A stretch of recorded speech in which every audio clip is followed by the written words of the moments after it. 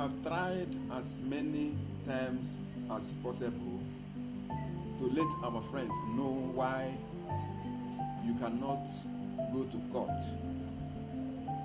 as regards to chapter 2 of the Constitution. And the makers of the Constitution, or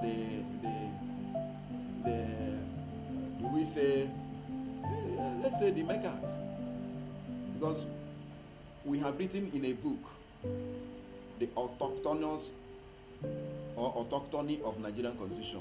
In that book, we argue that Nigerian Constitution is not autochthonous.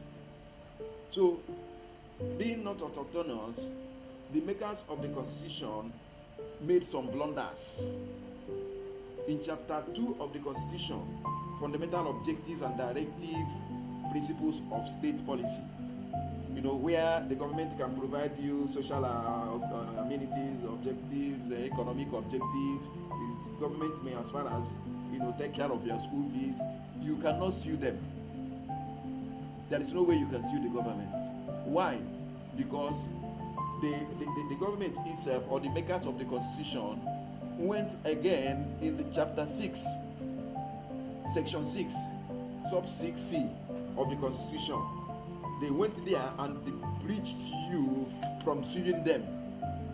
And I'm going to tell you, or tell us, how you can sue them if the government can agree with the amendment of the Constitution, which they cannot do.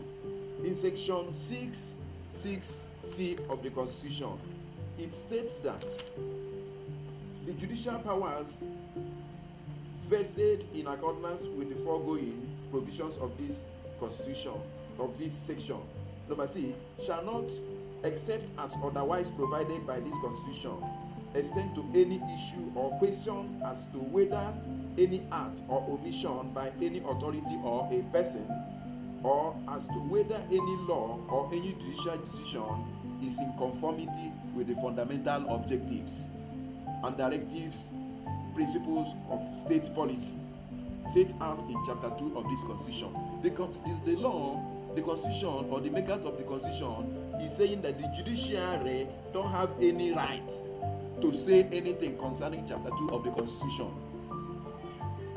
That is to say that section 2 of the Constitution is not justiciable. You can't go to court.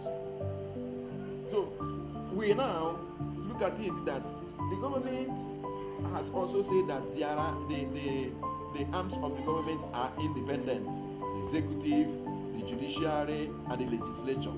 How is it independent? It is not actually independent, because there is nothing that the judiciary, for example, Nigeria of today, the judiciary will do without consulting the executive. The executive cannot even do without liaising, eating with the legislatures.